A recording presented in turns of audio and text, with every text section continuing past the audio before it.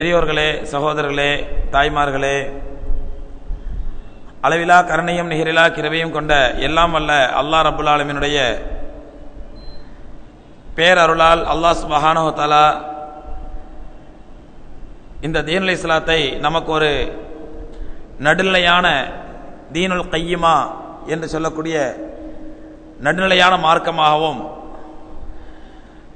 அந்த தீனுல் இஸ்லாத்தை உலகத்திற்கு கொண்டு வந்த எம்பெருமானார் ரசூலை கரீம் ஸல்லல்லாஹு அலைஹி வஸல்லம் அவருடைய உம்மத்தினராகிய நம்மை உம்மத்தம் வசத்தா என்று சொல்லக்கூடிய நடுநிலையான ஒரு உம்மத்தினராகவும் அல்லாஹ் ரப்புல் ஆலமீன் ஆக்கி இந்த உலகத்திற்கு அனுப்பி வைத்தான்.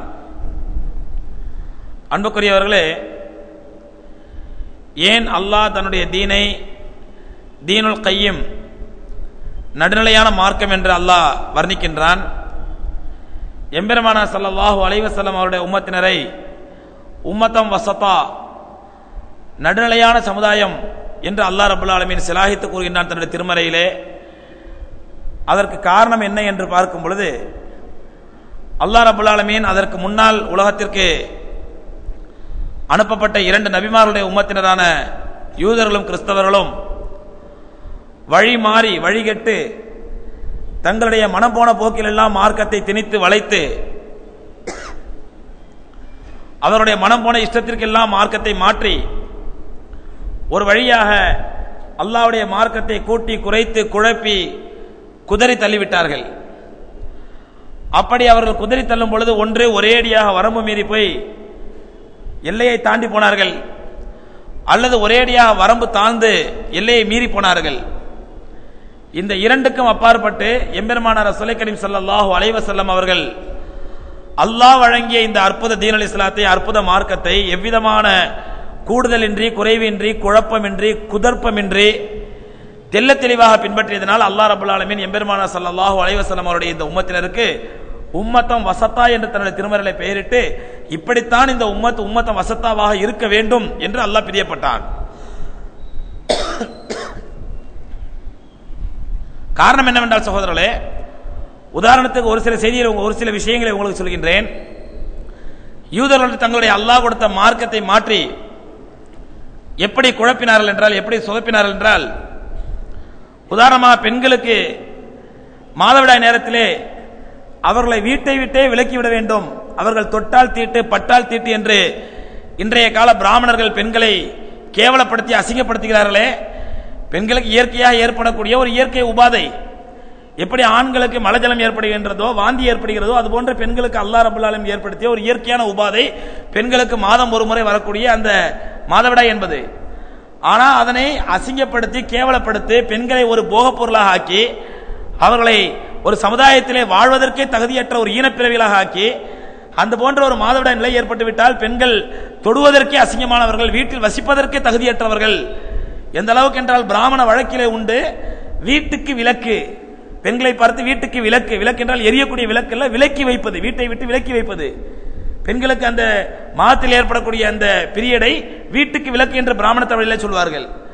அந்த பிராமண தமிழ் என்பது, பிராமணர்களுடைய இந்த கலாச்சாரம் என்பது எங்கிருந்து ஏற்பட்டது என்றால் யூதர்களிடத்திலிருந்து ஏற்பட்டது. பெண்களுக்கு ஏற்படக்கூடிய இந்த இயற்கையான உபாதையை அவர்கள் மிக மிக கேவலமாக வீட்டை விட்டு ஒதுக்கி வைப்பது. அவர்கள் பட்டால் தீட்டு தொட்டால் தீட்டு, கணவனை தொடக்கூடாது, பிள்ளைகளை தொடக்கூடாது, வீட்டில் இருந்த பொருட்களை தொடக்கூடாது. இன்று வரை பிராமண அக்ரஹாரங்களிலே நாம் பார்க்கலாம், பெண்களுடைய பழைய வீடுகளிலே பார்ப்போம், பழைய வீடு செட்டப்களிலே பார்ப்போம் என்றால் அவருடைய வீட்டு திண்ணைகளிலே தனியாக ஒரு தட்டி போட்டு அடைத்து வைத்திருப்பார்கள். எதற்காக என்றால், அந்த வீட்டு பெண்களுக்கு சுத்தம் இல்லாமல் ஆகும் பொழுது இந்த தட்டிக்குள் வந்து உட்கார வேண்டும், அவர்கள் வீட்டுக்குள் வசிக்கக்கூடாது, வீட்டுக்குள் அவர்கள் எந்த பொருளையும் புழங்கக்கூடாது, வீட்டில் பட்டால் தீட்டு தொட்டால் தீட்டு என்ற இந்த பிராமண கலாச்சாரம் உருவானது யூதர்களிடத்திலிருந்து. மத்திய தரைக்கடல் பகுதியிலே வாழ்ந்து வந்த யூதர்கள் ஹைபர் போலன் கணவாய் வழியாக இந்தியாவுக்குள் வந்தேரிகளாக வந்த பிறகுதான் அவர்கள் இந்தியாவுக்கு வந்த பிறகு பிராமணர் என்று பேர் மாறுகிறது. இது இந்திய வரலாற்றினுடைய சுருக்கம். இது எதற்காக சொல்றேன் என்றால், அப்படி யூதர்கள் இந்த பெண்களுக்கு ஏற்படக்கூடிய இந்த இயற்கையான ஒரு உபாதையை அசிங்கப்படுத்தி கேவலப்படுத்தி அவர்களை ஒரு வாழ்வதற்கு தகுதியற்ற ஒரு ஈனப்பிறவிகளாக ஆக்கி அவர்களை வீட்டுக்கு விலக்கு என்று ஒதுக்கி வைக்க ஆரம்பித்தார்கள். அதே நேரத்தில் கிறிஸ்தவர்களுடைய சட்டம் எப்படி இருந்தது என்றால், அல்லாஹ் கொடுத்த சட்டத்திற்கு மாற்றமாக நசாராக்களுடைய சட்டம் எப்படி இருந்தது என்றால், அல்லாஹ் கொடுத்த சட்டத்தை மாற்றி அவருடைய மனோ இச்சைக்காக பெண்களை எந்த நேரத்தில் வேண்டுமானாலும் புணரலாம். ஒரு கணவன் தன்னுடைய மனைவியை எந்த நேரத்தில் வேணாலும் உறவு கொள்ளலாம், ஏன் அவருடைய மாதவிடாய் நேரத்தில் கூட உறவு கொள்ளலாம் என்ற ஒரு தவறான சட்டத்தை ஏற்படுத்தி வைத்தார்கள். இரண்டுமே வரம்பு மீறி போய்விட்டார்கள். ஒருவர் எந்த விதமான வித்தியாசம் காட்டுவதில்லை, இன்னொரு கூட்டம் ஒரேடியாக ஒதுக்கி வைத்தது. இதற்கு மாற்றமாக அல்லாஹ் ரப்பல் ஆலமீன் தீனுல் இஸ்லாத்தில் தான் பெண்களுக்கு அவர்களுக்கு சுத்தமில்லாத அந்த நேரத்திலே அவர்கள் சாதாரண நாட்களை போன்றுதான் அவர்களை ஒதுக்குவதோ விலக்குவதோ பெரும்பாவம். ஒதுக்கி வைப்பது மிகப்பெரிய தவறு. சாதாரண ஆண்களுக்கு ஏற்படக்கூடிய மலஜலம் கழிப்பதை போன்ற இயற்கை உபாதையை போன்று பெண்களுக்கு ஏற்படுவதை போன்று அது ஒரு இயற்கை உபாதை. அல்லாஹ் ரப்பல் ஆலமீன் திருமறையிலே தெள்ள தெளிவாக சொன்ன யஸ்அலூனக அனில் மஹயத், நபியே பெண்களுடைய ஹைதை பற்றி மாதவிடாயை பற்றி உங்களிடத்தில் கேட்கிறார்கள். குல் இன்னமா ஹுவ அதன், அது ஒரு நோவினை என்று சொல்லுங்கள், அது ஒரு இயற்கை உபாதை என்று சொல்லுங்கள். அதற்கு மேல் ஒன்றும் சொல்ல வேண்டிய அவசியம் இல்லை. அதை பற்றி எப்படி மலஜலம் கழிவுப்பட்டு விட்டால் உடம்பை கழுவ வேண்டுமோ சுத்தம் செய்ய வேண்டுமோ அது போன்று அந்த பெண்ணுக்கு அந்த ப்ளீடிங் நிற்கும் வரை அவள் பொறுமையாக இருந்து ப்ளீடிங் நின்ற பிறகு சுத்தம் செய்து குளித்து சுத்தமாகிவிட்டால் போதுமானது என்று சொல்லிவிட்டு அந்த நேரத்தில் ஆண்களுக்கு அல்லாஹ் உத்தரவிடுகின்றான், நீங்கள் அந்த நேரத்தில் பெண்களுக்கு ஏற்கனவே உபாதையாக இருப்பதனால் அந்த நேரத்தில் நீங்கள் உறவு கொள்வது மேலும் உபாதையாகிவிடும் என்பதனால் அந்த நேரத்தில் பெண்களோடு உறவு கொள்வதை தவிர்த்துக் கொள்ளுங்கள். ரப்பல் ஆலமீன் பெண்களுடைய நலனுக்காக அவர்களுக்கு மேலும் உபாதை ஆகிவிடக் கூடாது என்பதற்காக ரப்பல் ஆலமீன் அழகான சட்டத்தை சொன்னார், நடுநிலையான சட்டத்தை. இது ஒரு உதாரணத்திற்காக சொல்கின்றேன். இதுதான் ரப்பல் ஆலமீன் உம்மத்தன் வசத்தா, நடுநிலையான சமுதாயம். ஒரேடியாக வரம்பு மீறி போக வேண்டிய அவசியம் இல்லை, ஒரேடியாக எப்படி வேணாலும் வரம்பு தாழ்ந்து போக வேண்டிய அவசியம் இல்லை. ஒரு நடுநிலையான சமுதாயமாக அல்லாஹ் ரப்பல் ஆலமீன் இந்த உம்மத்தன் வசத்தாவாக தீனுல் இஸ்லாத்தை ஆக்கினான். இப்படி பல விஷயங்களை சொல்லலாம், பல ஆதாரங்களை சொல்லலாம். அருமைக்குரியவர்களே, அல்லாஹ் ரப்பல் ஆலமீன் கண்மணி நாயகம் ஸல்லல்லாஹு அலைஹி வஸல்லத்துடைய உம்மத்தினரை இந்த உம்மத்தன் வசத்தாவாக நடுநிலையான உம்மத்தாக ஆக்கியது காரணம் என்னவென்றால், இந்த உம்மத் எந்த நிலையிலும் இந்த பக்கம் சாய்ந்து விடக்கூடாது, அந்த பக்கம் சாய்ந்து விடக்கூடாது, எந்த நிலையிலும் வழி மாறிவிடக்கூடாது, எந்த நேரத்திலும் அவர்கள் தாசுபின் காரணமாக பிடிவாதத்தின் காரணமாக நான் இப்படித்தான் இருப்பேன் என்று ஒரு பக்கமாக சாய்ந்து விடக்கூடாது. இதையும் ரப்பல் ஆலமீன் தன்னுடைய திருமறையில் சொல்கின்றான், ஒலா யஜ்ரி மன்னக்கும் ஷனஆனு கௌமின் அலா அல்லா தஅதிலு யஅதிலுஹு அக்ரபு தக்வா. எந்த ஒரு சமுதாயத்தின் மீதோ எந்த ஒரு கூட்டத்தின் மீதோ நீங்கள் கொண்ட விருப்போ வெறுப்போ உங்களை அநீதம் செய்ய தூண்டிவிட வேண்டாம். ஒலா யஜ்ரி மன்னக்கும் ஷனஆனு கௌமின், எந்த ஒரு கௌம் மீது எந்த ஒரு சமுதாயத்தின் மீது நீங்கள் கொண்ட வெறுப்பு உங்களை அநீதம் செய்ய தூண்டிவிட வேண்டாம். யாதிலு, எதிலுமே நீதமாக நடந்து கொள்ளுங்கள். ஹுவ அக்ரபு லித்தக்வா, அதுதான் தக்வாவுக்கு ஏற்றமானது, இறையச்சத்திற்கு ஏற்றமானது. அப்ப நீதமாக இருப்பது, நடுநிலையாக இருப்பது இந்த உம்மத்திற்கு அல்லாஹ் ரப்பல் ஆலமீன் கொடுத்த ஒரு மிகப்பெரிய ஸ்பெஷாலிட்டி. அருமை சகோதரர்களே, இந்த முன்னுரையை நாம் முன்வைத்துக் கொண்டு அல்லாஹ் ரப்பல் ஆலமீன் இந்த உம்மத்தை வசத்தாவாக ஆக்கியிருக்கின்றானே, இந்த முன்னுரையை முன்வைத்துக் கொண்டு நமக்கு மத்தியிலே எத்தனையோ பிரிவுகள், எத்தனையோ பிளவுகள், கொள்கை ரீதியாக, மொழி ரீதியாக, நிற ரீதியாக, பாஷை ரீதியாக எத்தனை முரண்பாடுகள் வேண்டுமானாலும் இருக்கலாம். ஆனால் எந்த முரண்பாடு ஏற்பட்டாலும் அந்த முரண்பாடு அல்லாஹ்வுடைய மார்க்கத்திற்குள் நுழைந்துவிடக் கூடாது என்பதற்காக அல்லாஹ் ரப்பல் ஆலமீன் இன்னொரு எச்சரிக்கை தன்னுடைய திருமறையில் சொல்கிறான். இன்னல்லதீன ஃபர்ரகு தீனஹும், சூரத் ஆல இம்ரான்ல 160வது வசனத்தில் அல்லாஹ் சொல்கின்றான், இன்னல்லதீன ஃபர்ரகு தீனஹும், நபியே யார் அல்லாஹ்வுடைய மார்க்கத்தை பிளவுபடுத்தி தங்களுக்கு மத்தியில் உள்ள அந்த கோஷ்டி தகராறை, தங்களுக்கு மத்தியில் உள்ள பிளவு மனப்பான்மையை, தங்களுக்கு மத்தியில் ஏற்பட்டுவிட்ட அந்த கொள்கை மாறுபாட்டை அல்லாஹ்வுடைய மார்க்கத்திலே நுழைத்து, இன்னல்லதீன ஃபர்ரகு தீனஹும், யார் அல்லாஹ்வுடைய மார்க்கத்தை பிளவுபடுத்தி வகானு ஷியஅன், தனித்தனி குழுவாக ஆகிவிட்டார்களோ, அல்லாஹ்வுடைய மார்க்கத்தை பிளவுபடுத்தி கானு ஷியஅன், தனித்தனி குழுக்களாக ஆகிவிட்டார்களோ, லஸ்த மின்ஹும் ஃபீ ஷைஇன், அவர்களோடு நபியே உங்களுக்கு எந்த தொடர்பும் இல்லை, அவர்களோடு உங்களுக்கு எந்த தொடர்பும் கிடையாது. அம்ருஹும் இலல்லாஹ், அவர்களை அல்லாஹ் பார்த்துக் கொள்வான். வயுனப்பியுஹும் பிமா கானூ யஅமலூன், அவர்கள் செய்த தவறையும் அவர்கள் செய்த குற்றத்தையும் அல்லாஹ் மறுமையிலே அவர்களுக்கு கோடிட்டு காட்டுவான், நினைவுறுத்தி காட்டுவான். உங்களோட அவர்களுக்கு எந்த தொடர்பும் கிடையாது என்று அல்லாஹ் ரப்பல் ஆலமீன் எம்பெருமானார் ஸல்லல்லாஹு அலைஹி வஸல்லம் அவர்களை எச்சரிக்கின்றான். எப்படி நபியே, யார் அல்லாஹ்வுடைய மார்க்கத்தை பிளவுபடுத்தி தனித்தனி குழுக்களாக, தனித்தனி குரூப்புகளாக ஆகிவிட்டார்களோ அவர்களோடு உங்களுக்கு எந்த தொடர்பும் கிடையாது. சரி, அப்படி என்றால் நாம் எந்த குழுவோடு இருப்பது? இப்படி அல்லாஹ்வுடைய மார்க்கம் பிளவுபட்டு தனித்தனி குழுக்களாக, தனித்தனி ஜமாத்துகளாக, தனித்தனி அமைப்புகளாக பிளவுபடும் பொழுது நாம் எந்த அமைப்போடு இருப்பது? எம்பெருமானார் ரசூலை கரீம் ஸல்லல்லாஹு அலைஹி வஸல்லம் அவர்கள் அதற்கும் தெள்ளத் தெளிவாக விளக்கம் சொல்லிவிட்டார்கள். முஸ்னத் அஹ்மதிலும் அபூதாவூதிலும் திருமிதிலும் பதிவு செய்யப்பட்ட ஹதீஸை சொல்கிறார்கள். உமிர்தன் வகாத்திலன் நாஸ ஹத்தா யஷஹது அல்லா இலாஹா இல்லல்லாஹ் வ அன்ன முஹம்மதன் அப்துஹு வ ரசூலுஹு. அல்லாஹ் ரப்பல் ஆலமீன் கட்டளையிட்டிருக்கின்றான், அல்லாஹ் ரப்பல் ஆலமீன் எனக்கு கட்டளையிட்டிருக்கின்றான். எப்படி தெரியுமா? யார் என்னை எதிர்க்க வருகின்றார்களோ, அல்லாஹ்வுடைய மார்க்கத்தை அழிக்க வருகிறார்களோ அவர்களோடு போரிடும்படி அல்லாஹ் எனக்கு உத்தரவிட்டிருக்கின்றான். ஆனால் எதுவரை? ஹத்தா யஷ்ஹது அல்லா இலாஹ இல்லல்லாஹ், அல்லாஹ்வை தவிர இறைவன் யாரும் இல்லை என்றும், அன்ன முஹம்மதன் அப்துஹு வ ரசூலுஹு, முஹம்மது ஸல்லல்லாஹு அலைஹி வஸல்லம் அல்லாஹ்வுடைய அடியார் என்றும் திருத்தூதர் என்றும் சாட்சி சொல்லி, வ யஸ்தக்பிலு கிப்லத்தனா, நம்முடைய கிப்லாவை முன்னோக்கி, வ யذبஹு வ யாகுலு தபீஹத்தனா, நாம் அறுத்த மாமிசத்தை உண்பாரோ, வ யஸல்லு ஸலாத்தனா, நம்முடைய தொழுகையை போன்று தொழுவாரோ அது போன்று அவர் ஆகும் வரை அவரோடு போரிடும்படி எனக்கு கட்டளையிடப்பட்டுள்ளது. இன்னொரு ஹதீஸில் தெளிவாக சொன்னார்கள், நபி ஸல்லல்லாஹு அலைஹி வஸல்லம் இன்னும் தெளிவாக சொன்னார்கள், மன் ஸல்லா ஸலாத்தனா பாத ஷஹாதா, ஷஹாதா சொன்ன பிறகு, லா இலாஹ இல்லல்லாஹ் முஹம்மது ரசூலுல்லாஹ் என்ற சாட்சி சொன்ன பிறகு, மன் ஸல்லா ஸலாத்தனா, யார் நம்மை போன்று தொழுகிறார்களோ, வஸ்தக்பிலு கிப்லத்தனா, நம்முடைய கிப்லாவை முன்னோக்குகிறார்களோ, வ அகலு தபீஹத்தனா, நாம் அறுத்த மாமிசத்தை உண்ணுகின்றார்களோ, ஃபஹும் மின்னா, அவர்கள் நம்மை சார்ந்தவர்கள், அவர்கள் முஸ்லிம்களை சார்ந்தவர்கள். உலகம் மாலில் முஸ்லிமி வ அலைஹி மா அலல் முஸ்லிமி, முஸ்லிம்களுக்குரிய எல்லா உரிமைகளும் அவர்களுக்கும் உண்டு, முஸ்லிம்களுக்குரிய எல்லா கடமைகளும் அவர்களுக்கும் உண்டு. இவ்வளவு தெளிவாக அல்லாஹ்வுடைய தூதர் ஸல்லல்லாஹு அலைஹி வஸல்லம் அவர்கள் ஒரு முஸ்லிம் சங்கமத்திலே, இஸ்லாமிய சங்கமத்திலே இணைவதற்குரிய அளவுகோலை ரசூலுல்லாஹி ஸல்லல்லாஹு அலைஹி வஸல்லம் தெளிவுபடுத்துகின்றார்கள். இதுதான் அளவுகோல். ஒரு மனிதன் தன்னை இஸ்லாமிய சங்கமத்தில் இணைத்துக் கொள்ள வேண்டும் என்றால், இஸ்லாம் என்ற பெரிய சமுத்திரத்தில் தன்னை அணைத்துக் கொள்ள வேண்டும் என்றால், அவனுக்குள்ள தகுதி என்ன? அடிப்படை தகுதி என்ன? அவன் லா இலாஹ இல்லல்லாஹ் முஹம்மது ரசூலுல்லாஹ் என்ற கலிமாவை சொல்லி, இஸ்தக்பிலு கிப்லத்தனா, நம்முடைய கிப்லாவை முன்னோக்க வேண்டும், ஐ ஸல்லு ஸலாத்தனா, நம்மை போன்று தொழ வேண்டும், வ அக்லு தபீஹத்தனா, நாம் அறுத்த மாமிசத்தை உண்ண வேண்டும். இந்த மூன்று நிபந்தனைகளை அவன் பின்பற்றுவானேயானால் அவன் அல்லாஹ்வுடைய மார்க்கத்தில் இணைந்தவனாவான். முஸ்லிமுக்குரிய எல்லா தகுதியும் அவனுக்கு இருக்கின்றது என்று பெருமானார் ஸல்லல்லாஹு அலைஹி வஸல்லம் சொன்னார்கள். இந்த தகுதி என்பது ஒரு மனிதன் தன்னை முஸ்லிம் என்று பறைசாற்றிக் கொள்வதற்குரிய ஒரு அடிப்படை தகுதி. இதை பற்றி ரொம்ப நீண்ட விரிவாக விளக்க தேவையில்லை. ஒரு அடிப்படையான தகுதியை பெருமானார் ஸல்லல்லாஹு அலைஹி வஸல்லம் சொன்னார்கள். ஆனால் இதற்கு மாற்றமாக இன்றைய காலகட்டத்திலே ஒரு மிகப்பெரிய ஃபித்னா, மிகப்பெரிய குழப்பம் ஏற்பட்டு உலக அளவில் மட்டுமல்ல, இந்திய அளவில், தமிழக அளவிலும் அந்த ஃபித்னா தலையெடுக்க ஆரம்பிக்கின்றது. எப்படி? இந்தியா என்ற ஒரு நாட்டிற்கு, இந்திய திருநாட்டிற்கு பிடித்த ஒரு மிகப்பெரிய பீடை, ஒரு மிகப்பெரிய நாசக்கேடு, சாபக்கேடு என்று சொன்னால் இந்தியாவில் வளர்ந்து வரக்கூடிய பாசிஸ்ட் சக்திகளான ஆர்எஸ்எஸும் பிஜேபியும் இந்திய இறையாண்மைக்கும் இந்தியாவுக்கும் பிடித்த மிகப்பெரிய சாபக்கேடு, மிகப்பெரிய பீடை.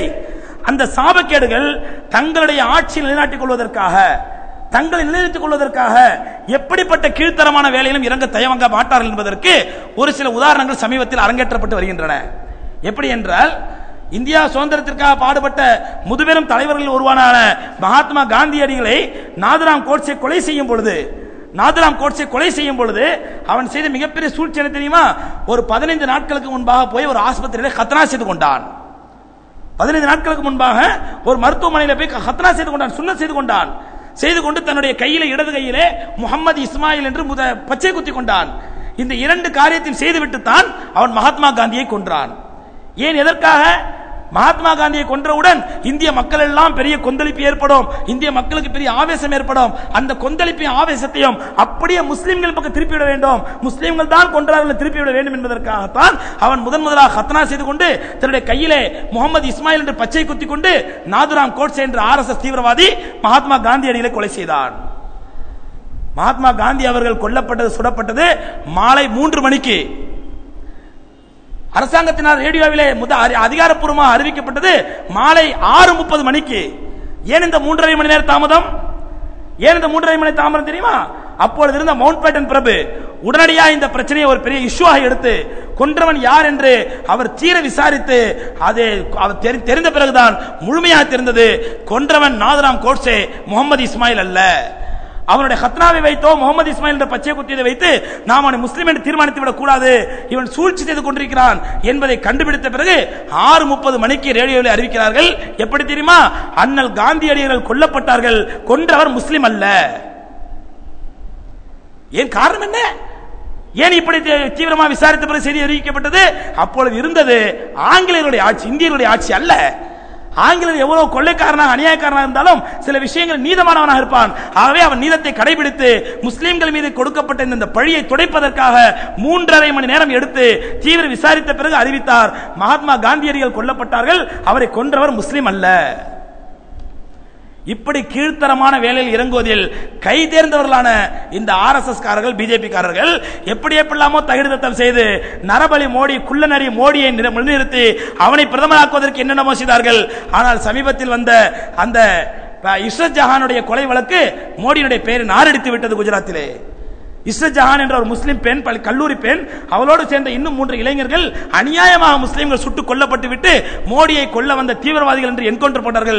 இப்பொழுது எஸ்ஐடி என்று சொல்லக்கூடிய ஸ்பெஷல் இன்வெஸ்டிகேஷன் டீம் அறிவித்திருக்கிறது உயர்நீதிமன்றத்தில், இது கொலை அல்ல, இது சுடப்பட்ட என்கவுண்டர் அல்ல, இது போலி என்கவுண்டர், அந்த சம்பந்தப்பட்டவர்கள் தீவிரவாதிகள் அல்ல, அப்பாவிகள்.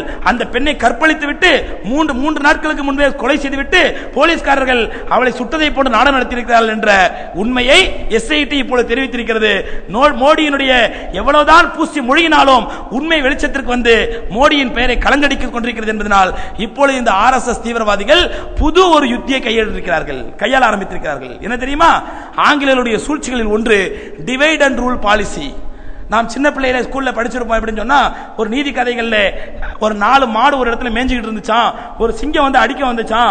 அடிக்க வரும்போது 4 மாடு சேர்ந்து அந்த சிங்கத்தை விரட்டி விட்டுடுச்சான். அப்ப அந்த சிங்கம் குள்ளநரி போய் ஆலோசனை கேட்டுச்சான். குள்ளநரி சொல்லிச்சான், இந்த 4 மாடுகள் ஒன்னா இருந்தா தான் உன்னால பீட் பண்ண முடியல, அதனால அதுக்குள்ள ஏதாவது சண்டையை மூட்டி விட்டு சொன்ன உடனே குள்ளநரியின் தந்திரத்தை கேட்டு 4 மாடுகளுக்கு சண்டையை மூட்டி போட்ட பிறகு இப்ப ஒரு மாட்டை அடிக்கும் பொழுது மற்ற மாடு வேடிக்கை பார்த்துச்சு, அதனால சிங்கம் 4 மாட்டையும் அடிச்சிருச்சான் என்று ஒரு நீதி கதை கேள்விப்பட்டிருப்போம். இதற்குத்தான் ஆங்கிலத்தில் டிவைட் அண்ட் ரூல் பாலிசி என்று சொல்வார்கள். பிரித்தாலும் சூழ்ச்சி. தனக்கு எதிரி யார் இருக்கிறார்களோ அந்த எதிரிகளுக்கு மத்தியிலே புகுந்து அவர்களுக்கு மத்தியில் ஏதாவது ஒரு சொல்லாடலை கையாண்டு அவர்களுக்கு மத்தியில் பிரிவை ஏற்படுத்திவிட்டால், பிளவை ஏற்படுத்திவிட்டால், அதற்கு பிறகு அவர்களுக்கு ஒற்றுமை இல்லாமல் போய்விடும். எப்பொழுது அவர்களுக்குள் ஒற்றுமை இல்லாமல் போய்விடுமோ இவனுக்கு எதிரி இல்லாமல் போய்விடும். இதே சூழ்ச்சியை தான் இஸ்லாமிய கிலாபத் நிகழ்ந்த பொழுது, இஸ்லாமிய கிலாபத் உலகத்தில் நடந்த பொழுது சுமார் 1924 என்று நினைக்கின்றேன். அந்த நேரத்தில் 2ஆம் அப்துல் ஹமீத் கலீஃபா கடைசி கலீஃபாவாக இருந்தார். அந்த நேரத்தில் இஸ்லாமிய கிலாபத்தை உடைப்பதற்காக, உலகளாவிய முஸ்லிம்களுடைய ஒற்றுமையை, ஒருமித்த தலைமையை உடைப்பதற்காக அப்பொழுது யூதர்கள் கையாண்ட டிவைட் அண்ட் ரூல் பாலிசி என்னவென்றால், பிரித்தாலும் சூழ்ச்சி என்னவென்றால், அரபு மக்கள், அரபு அல்லாத மக்களை என்ற பெயரை வைத்துதான் முதலில் சவுதி அரேபியாவை பிரித்தார்கள். அப்புறம் அடுத்தது யுனைடெட் அரப் எமிரேட்ஸ் என்று சொல்லக்கூடிய அந்த 7 சின்ன சின்ன நாடுகளை பிரித்தார்கள். ஒவ்வொன்றாக பிரித்து கடைசியில் இஸ்லாமிய கிலாபத்தை இல்லாமல் ஆக்கினார்கள் மொழிவரியை பயன்படுத்தி. அதே போன்று இப்பொழுது ஆர்எஸ்எஸ் ஒரு ஆயுதத்தை கையில் எடுத்திருக்கிறது. என்னவென்றால், மறுபடியும் இந்தியாவிலே ஒரு மாய தோற்றத்தை ஏற்படுத்த வேண்டும். என்ன தோற்றம் என்றால், சுன்னத் ஜமாத், வஹாபிசம் என்ற 2 பிரிவுகளுக்கு மத்தியிலே தூபத்தை ஏற்படுத்தி சண்டை மூட்டி அவர்களுக்கு மத்தியிலே தகராறு ஏற்படுத்தி விட்டால் பிறகு அவர்கள் நம்மை பற்றி கவலைப்பட மாட்டார்கள், நம்முடைய வேலை இலகுவாகிவிடும் என்பதற்காக இப்படி ஒரு தூபத்தை போடுவதற்கு சமீபத்திலே 2-3 வாரங்களுக்கு முன்பாக டெல்லியிலே ஒரு மாநாடு நடந்தது கேள்விப்பட்டிருப்போம். அகில இந்திய ஏதோ சூஃபிகள் சம்மேளனம் என்ற பெயரிலே பரேலவிகள் நடத்திய மாநாட்டிலே இதிலே பரேலவிகள் தான் உண்மையான சுன்னத் ஜமாத்தினர்கள், அவர்கள் தான் இந்தியாவில் 80% இருக்கிறார்கள். இவர்களை தவிர மற்ற தேவபந்திகள் எல்லாம் அவரெல்லாம் வஹாபிகள், அவர்கள் தீவிரவாதிகள், அவர்கள் எல்லாம் தீவிரவாதிகளை அரசாங்கத்துக்கு காட்டிக் கொடுக்க வேண்டும் என்றெல்லாம் இஸ்லாத்திற்கு எதிராக, முஸ்லிம்களுக்கு எதிராக தீர்மானங்களை போட்டுவிட்டு அதிலே ஒரு தீர்மானம் என்னவென்றால், இந்த காங்கிரஸை ஒரேடியாக நாம் ஒழித்து கட்ட வேண்டும், அதற்கு எல்லா முஸ்லிம்களும் ஒன்று சேர வேண்டும் என்று ஒரு தீர்மானம் போட்டிருக்கிறார்கள். எதற்காக சொல்கின்றார் சகோதரர்களே? இந்த வஹாபிசம் என்பது இந்தியாவிலே ஏதோ அங்கொன்று இங்கொன்றும் இருக்கின்றது, இல்லை என்று சொல்லவில்லை. அதே போன்று பரேலவிசம், கபர்களையும் கற்களையும் மண்ணையும் கண்டது, கொடிக்கம்பத்தை எதை பார்த்தாலும் வணங்கலாம், கபர்ல முட்டி தொழுகலாம், கொடிக்கம்பத்தை பார்த்தா சல்யூட் அடிக்கலாம் என்றெல்லாம் சொல்லக்கூடிய அந்த பரேலவிசம் என்று சொல்லக்கூடிய பரேலவியத் கொள்கையும் இந்தியாவில் ரொம்ப காலமா இருக்கின்றது. ஆனால் அல்ஹம்துலில்லாஹ் அப்படி அந்த மௌலூது, பிதாத்து, தர்கா, கொடிக்கம்பம், உருசு இவற்றை ஆதரிக்கக்கூடிய முஸ்லிம்களாக இருந்தாலும் சரி, அல்லது ஆதரிக்காத எதிர்க்கக்கூடிய முஸ்லிம்களாக இருந்தாலும் சரி, பல நேரங்களிலே ஒரு பொது பிரச்சனை என்று வரும் பொழுது எல்லோரும் ஒன்றுபட்டு நின்று கொண்டிருக்கிறோம். இப்பொழுது யாரையும் யாரும் காஃபிர் என்று சொல்வதில்லை. என்னுடைய பள்ளிவாசலுக்கு நீ வராதே, உன்னுடைய பள்ளிவாசலுக்கு நான் வராதே என்று சொல்வதில்லை. அப்படிப்பட்ட விஷமத்தனமான சிந்தனையை ஒரு சில பேர் தமிழகத்திலே ஏற்படுத்த நினைத்தாலும் அல்ஹம்துலில்லாஹ் அந்த விஷமம் முஸ்லிம்களுடைய சிந்தனையில் நுழையவில்லை. எல்லோரையும் எல்லா பள்ளிவாசலும் அனுமதிக்கக்கூடிய ஒரு சுமூகமான நல்ல நிலையைத்தான் பார்க்கின்றோம். யாரும் யாரையும் காஃபிர் என்று விமர்சிப்பதில்லை, யாரும் யாரையும் காஃபிர் என்று சொல்வதில்லை. நீ தர்காக்கு போனா காஃபிர், யாரோ ஒருத்தர் எங்கேயோ கடந்து கத்தி கிடக்கிறான், அவனை யாரும் பொருட்படுத்துவதில்லை. அல்ஹம்துலில்லாஹ் இந்த விஷம பிரச்சாரம் பெரிய அளவில் முஸ்லிம் மத்தியில் எடுபடவில்லை.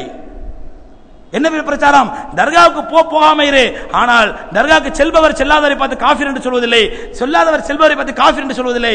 இது தர்காவுக்கு போகாதவங்களுடைய பள்ளிவாசல், இங்க தர்காவுக்கு போறவங்க வரக்கூடாது யாரும் சொல்றதில்லை. இங்க தர்காவுக்கு போறவங்களுடைய பள்ளிவாசல், போகாதவங்க வரக்கூடாது யாரும் சொல்வதில்லை. என்னுடைய கடமை எத்தி வைப்பதை எடுத்து சொல்வது, தர்காவுக்கு போகாதே, அங்க போய் கபருக்கு கேட்காதே, கபருக்கு சஜ்தா செய்யாதே என்று சொல்வதுதான் என்னுடைய கடமை.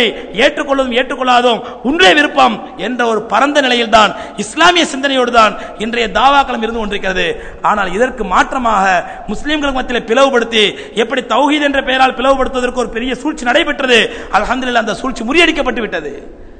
முஸ்லிம்களிடத்தில் பெரிய ஆதரவு இல்லை, அதற்கு முஸ்லிம் அந்த சூழ்ச்சிக்கு ஆளாகவில்லை. தௌஹீத் என்ற பெயரால் நீங்கள் எல்லாம் தௌஹீத் ஜமாத்து, நாங்களாம் சுன்னத் ஜமாத்து, நீங்க உங்களுக்கு பொண்ணு தரக்கூடாது, நாங்க எங்களுக்கு பொண்ணு தரக்கூடாது, உங்களோட முஸ்லீமாவை ஏத்துக்க முடியாது, அந்த இமாம் பின்னர் தொழக்கூடாது, இந்த இமாம் பின்னர் தொழக்கூடாது, தனி பள்ளி கட்டு என்ற இந்த அசிங்கமான அவதூறு பிரச்சாரங்களுக்கு தமிழக முஸ்லீம்கள் ஆளாகவில்லை. அந்த விஷம பிரச்சாரம் பெரிய அளவில் எடுபடவில்லை. அதற்கு மாற்றாக இப்பொழுது இந்த பிரச்சாரம் ஆரம்பமாக இருக்கிறது. எப்படி என்றால், எப்படி அவர்கள் பிரச்சாரம் செய்தார்களோ அதுபோன்று ஒரு பக்கம் சுன்னத் ஜமாத் பிரச்சனை. நாம் எல்லாம் சுன்னத் ஜமாத்தினர்கள், சுன்னத் ஜமாத்தினர் மட்டும்தான் இந்த இந்தியாவை ஆள வேண்டும், இந்தியாவில் எல்லா பொறுப்பும் சுன்னத் ஜமாத்தினர் இருக்க வேண்டும் என்பதற்கு இந்த போன்ற ஒரு விஷம பிரச்சாரத்திற்கு, எப்படி தௌஹீத் ஜமாத் என்ற பெயரிலே முஸ்லிம்கள் கூறு வைப்பது விஷம பிரச்சாரமோ அதுபோன்று சுன்னத் ஜமாத் என்ற பெயரிலே முஸ்லிம்களை கூறுபடுவதும் மிகப்பெரிய விஷம பிரச்சாரம். இந்த விஷம பிரச்சாரத்தை ஆரம்பம் தான் இப்பொழுது பரேலவியில் இருந்து, யூபி மாநிலத்தில் உள்ள பரேலவி என்ற ஊரில் இருந்து ஆரம்பித்து அவர்கள் டெல்லியிலே ஒரு மாநாடு நடத்தி தீர்மானம் போட்டு மீடியாக்கள் எல்லாம் பெரிய அளவில் ஃபிளாஷ் பண்ணி, ஏன்னா தேவபந்திகள் எல்லாம் காஃபிர்கள், தேவபந்தினா தீவிரவாதிங்க, அவர்களை காட்டி கொடுக்க வேண்டும், தீவிரவாதத்திற்கு ஆதரவாக இருப்பவர்கள் இந்த தேவபந்திகள் தான் என்று எந்த தேவபந்திகள், எந்த உலமாக்கள், தேவபந்திகள் என்று சொல்வதை விட எந்த இஸ்லாமிய உலமாக்கள், இஸ்லாமிய அறிஞர்கள் இந்திய சுதந்திரத்திற்காக பாடுபட்ட ஆங்கிலேயர்களை விரட்டுவதற்காக தீவிரவாதத்தை கையில் எடுத்தார்களோ அந்த உலமாக்கள் இன்று இந்தியாவுக்கு எதிரான தீவிரவாதிகளால் சித்தரிக்கப்பட்டு இவரெல்லாம் காட்டி கொடுக்கப்பட வேண்டியவர்கள் என்ற ஒரு நிலையை அந்த இஸ்லாமிய சகோதரர்கள், நாம் அவர்களை காஃபிர் என்றோ இவர்கள் இப்படி சொன்னனால அவங்க இஸ்லாத்தில் வெளியே போட்டான்னு சொல்ல முடியாது, நமக்கு உரிமையும் கிடையாது. அவர்களும் இஸ்லாமிய சகோதரர்கள் தான். இப்படிப்பட்ட நிலையை எடுத்திருக்கிறார்கள். இந்த நிலை, இந்த விஷம பிரச்சாரத்தின் தாக்கம் தமிழகத்திலும் தற்போது ஊடுருவ ஆரம்பித்திருக்கிறது. தமிழகத்திலும் ஊடுருவ ஆரம்பித்திருக்கிறது.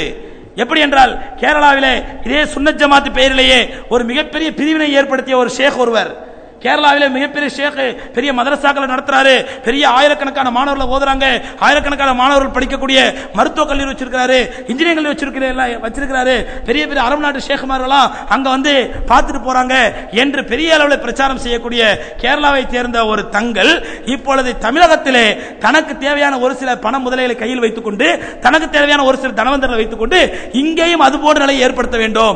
ஏன்னா இங்கே சுன்னத் ஜமாத்து, தௌஹீத் ஜமாத் என்ற பிரிவினை ஏற்படுத்த வேண்டும். கேரளா இது ஒரு மோசமான நிலை. எந்த அளவுக்கு என்றால், ஒரு முஸ்லீம் ரெண்டு பேரும் ஒருத்தர் சந்திக்கிறாங்க, அஸ்ஸலாமு அலைக்கும், நீங்க முஸ்லீமா? ஆமா. உங்க பேர் என்ன? என் பேர் என்ன? கேட்டவுடன் அடுத்த விசாரணை, நீங்க எந்த ஜமாத்து, நான் எந்த ஜமாத்து, நீ சுன்னத் ஜமாத்தா, சுன்னத்துல ஏபி ஜமாத்தா, கேபி ஜமாத்தா, ஓபி ஜமாத்தா, ஏதோ 4 ஜமாத் இருக்குதாங்க. ஏபி முஸ்லியாரு, ஓபி முஸ்லியாரு, காபி முஸ்லியாரு, ஏதோ 4 முஸ்லியாரு, அந்த மாதிரி எந்த முஸ்லியார் குரூப் நீங்க? அது போன்ற நிலையை தமிழகத்தில் ஏற்படுத்த வேண்டும். 2 முஸ்லிம் சந்தித்த உடனே நீ எந்த ஜமாத்து, சுன்னத் ஜமாத்தா, நீ தௌஹீத் ஜமாத்தா, தப்லீக் ஜமாத்தா, அந்த ஜமாத்தா என்று விசாரிக்கக்கூடிய ஒரு நிலை, ஒரு பிரிவினை இங்கு ஏற்பட வேண்டும் என்ற ஆர்எஸ்எஸ் தீவிரவாதிகளுடைய பிரித்தாளும் சூழ்ச்சிக்கு பலியாகி இந்த நிலை தமிழகத்தில் உருவாக ஆரம்பித்து விட்டது. தமிழகத்தில் அவ்வப்போது சுன்னத் ஜமாத்தில் வக்போர்டு அமைக்கப்படுகிறதா, இதுல சுன்னத் ஜமாத்தினருக்கு மட்டும்தான் முக்கியத்துவம் கொடுக்கப்பட வேண்டும். வக்போர்டு அமைக்கப்படுகிறது என்றால் அதில் நல்ல தக்வா உள்ள முஸ்லிம்களுக்கு முக்கியத்துவம் கொடுக்கப்பட வேண்டும்.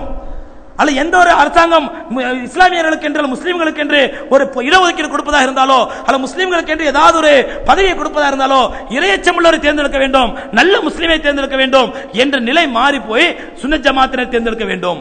சுன்னத் ஜமாத்னா யாரு? யாரெல்லாம் தர்காவுக்கு போறாங்களோ, யாரெல்லாம் கூடு கொடியை ஆதரிக்கிறாங்களோ, யாரெல்லாம் தர்கா உருஸ் ஆதரிக்கிறாங்களோ, யாரெல்லாம் தர்கால போய் முட்லான்னு சொல்றாங்களோ, இவங்க எல்லாம் சுன்னத் ஜமாத்தினர்கள். யார் இஸ்லாத்திற்கு எதிரான இது போன்ற மூட நம்பிக்கைகளை, இது மாதிரி தவறான கொள்கைகளை எதிர்க்கிறார்களோ, இவர்கள் எல்லாம் வஹாபிகள். இப்படிப்பட்ட ஒரு பாகுபாடு, பிரிவினை ஏற்படுத்தக்கூடிய ஒரு அவலமான சூழ்நிலை தமிழகத்திலும் காலூன்ற ஆரம்பித்திருக்கிறது.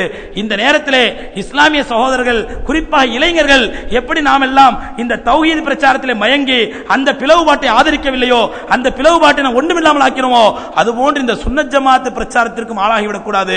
இந்த விஷம பிரச்சாரத்தையும் எதிர்த்து இதை நாம் முறியடித்து அந்த பிரச்சாரத்திற்கு இந்தியாவில், தமிழகத்திலே வேலை இல்லை என்ற நிலையை ஏற்படுத்தி நாம் எல்லோருமே முஸ்லிம்கள், லா இலாஹ இல்லல்லாஹ் முஹம்மது ரசூலுல்லாஹ் சொன்னவன் யாரா இருந்தாலும் அவன் தர்காவுக்கு போட்டு போகாம இருக்கட்டும், விரல ஆட்டுட்டு ஆட்டாம இருக்கட்டும், தொப்பி போட்டுட்டு போடாம இருக்கட்டும், மௌலிது ஓதிட்டு ஓதாம இருக்கட்டும், அவன் என் சகோதரன். மன் ஸல்லா ஸலாத்தனா வஸ்தக்பல கிப்லத்தனா வ அகல தபீஹத்தனா ஃபஹுவ மின்னா. யார் நம்மை போன்று தொழுகிறார்களோ, நம்முடைய கிப்லாவை முன்னோக்குகிறார்களோ, நாம் அறுத்த மாமிசத்தை உண்ணுகிறார்களோ நம்மை சார்ந்தவர்கள் என்று எம்பெருமானார் ஸல்லல்லாஹு அலைஹி வஸல்லம் அவர்கள் முஸ்லிம் என்பதற்கு என்ன ஒரு அழகான விளக்கத்தை வைத்தார்களோ, அந்த விளக்கத்தை தலைமை தாங்கி கலிமா சொன்ன யாரா இருந்தாலும் சரி அவன் என் சகோதரன் என்ற சகோதரத்துவத்தை நாம் ஏற்படுத்த கடமைப்பட்டிருக்கின்றோம் சகோதரர்களே. ஏனென்றால் இங்குள்ள உளவுத்துறையாக இருந்தாலும் சரி, அல்லது இங்க இருக்கக்கூடிய RSS தீவிரவாதிகளாக இருந்தாலும் சரி, அவர்களுக்கு கொடுக்கப்பட்ட அசைன்மெண்ட், அவர்களுக்கு கொடுக்கப்பட்ட வேலை என்னவென்றால், ஏதாவது ஒரு நல்ல அமைப்பு, ஒரு நல்ல நிலை முஸ்லிம்களுக்கு இருந்தால் அதை உடைத்து நாசமாக்க வேண்டும், தகர்த்தெறிய வேண்டும். அதன் விளைவாகத்தான் இன்று இன்னொரு வேதனையான உண்மையை சொல்லியாக வேண்டும். இன்று அல்ஹம்துலில்லாஹ் தமிழகத்திலே ஒரு நல்ல கல்வி சாலையாக, ஒரு நல்ல மதரசாவாக, தமிழகத்திலேயே ஒரு சிறந்த மதரசாவாக விளங்கி வருகிறது என்றால் சென்னை பூந்தமல்லியில் உள்ள காஷி உழுதா மதரசாவை சொல்லலாம். ஏனென்றால் எல்லா மதரசாக்களிலும் இன்று தமிழகத்தில் எல்லா மதரசாக்கள் நிலைமை மிக மிக மோசமாக கொண்டிருக்கிறது. மதரசாக்களுக்கு மாணவர்கள் தேடி தேடி அலைந்து பிடிக்க வேண்டிய நிலைமை எந்த அளவுக்கு என்றால் வேதனை.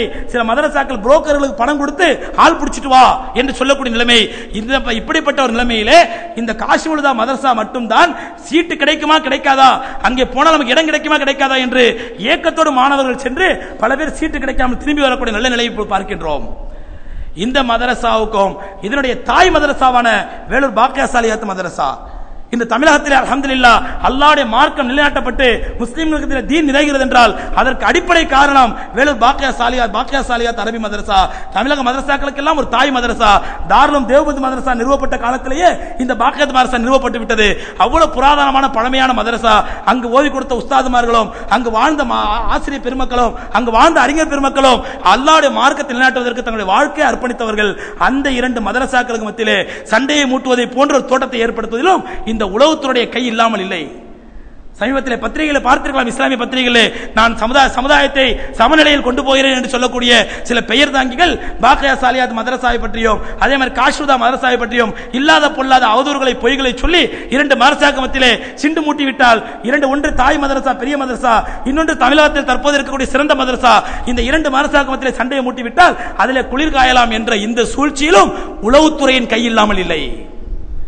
உளவுத்துறைக்கு கைப்பாவையாக மாறிவிட்ட சில அயோக்கியர்கள் இப்படிப்பட்ட டிவைட் அண்ட் ரூல் பாலிசி, பிரித்தாளும் சூழ்ச்சி சமீபத்தில் செய்து கொண்டிருக்கின்றார்கள். ஆகவே அன்புக்குரியவர்களே, நான் என்ன சொல்ல வருகிறேன் என்றால், இப்படிப்பட்ட எந்த பிரித்தாளும் சூழ்ச்சிக்கு முஸ்லிம்கள் ஆளாகிவிடக் கூடாது. எப்படி தௌஹீத் சுன்னத் ஜமாத் என்ற அந்த பிரித்தாளும் சூழ்ச்சியை முறியடித்தோமோ அதுபோன்று வஹாபியிசம் சுன்னத் ஜமாத் என்ற போர்வையிலே தமிழகத்தில் ஊன்றக்கூடிய அது கேரள ஷேഖமார்களுடைய இயக்கமாக இருந்தாலும் சரி, அல்லது வடநாட்டினுடைய பரேலவித்துறை இயக்கமாக இருந்தாலும் சரி, அல்லது RSS உடைய பின்னணியில் இருந்தாலும் சரி, இல்லாவிட்டாலும் சரி, இது போன்று பிரித்தாளும் சூழ்ச்சிக்கு முஸ்லிம்கள் ஒருபோதும் இடம் கொடுக்க கூடாது. நமக்கு மத்தியிலே எம்பெருமானார் ஸல்லல்லாஹு அலைஹி வஸல்லம் அல் முஸ்லிமுக்கு அலா ஜஸதின் வாஹித், உலகத்தில் எல்லா முஸ்லிம்களும் ஒரே உடலினுடைய பல உறுப்புகளை போன்றவர்கள்.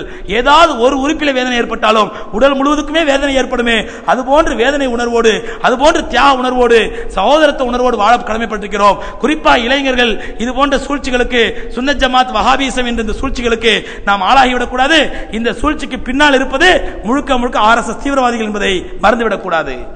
வல்ல ரப்புல் ஆலமீன் விளங்கக்கூடிய பாக்கியத்தை நம் அனைவருக்கும் தந்தருள்வானாக.